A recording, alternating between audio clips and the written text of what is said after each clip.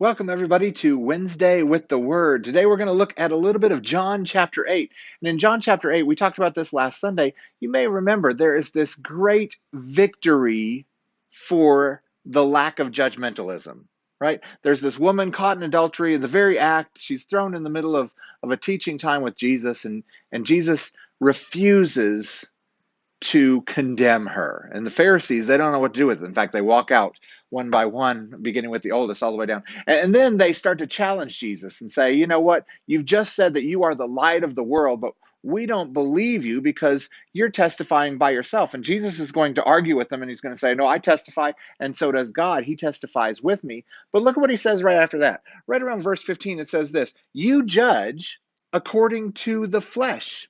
I'm not judging anyone.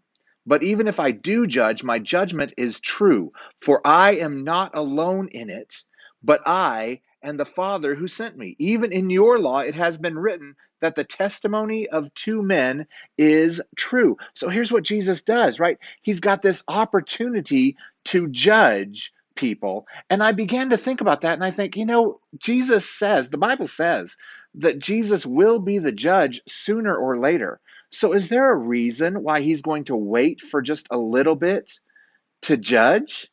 Is there a reason why he doesn't approach judgmentalism right now? Well, there is, and it's something that we all refer to as the second chance.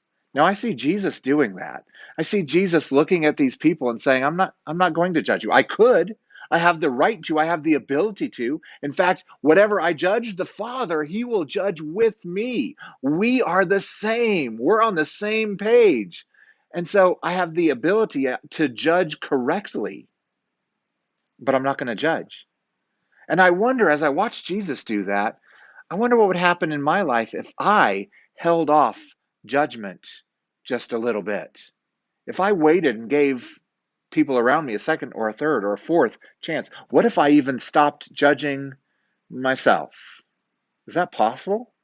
When Jesus says he is the light of the world, he does that right after he is face to face with this prostitute. And he chooses not to condemn her. He chooses not to judge her. What would happen if I made that choice as well? What would happen if you made that choice? Would you choose that today? Would you choose to follow Christ and not judge? Wait for just a little bit. God will do the judging when it's time. Right now, it's not the time. Right now, we don't need judgment. We need love. And I pray you love well this week. God bless you. Have a beautiful Wednesday.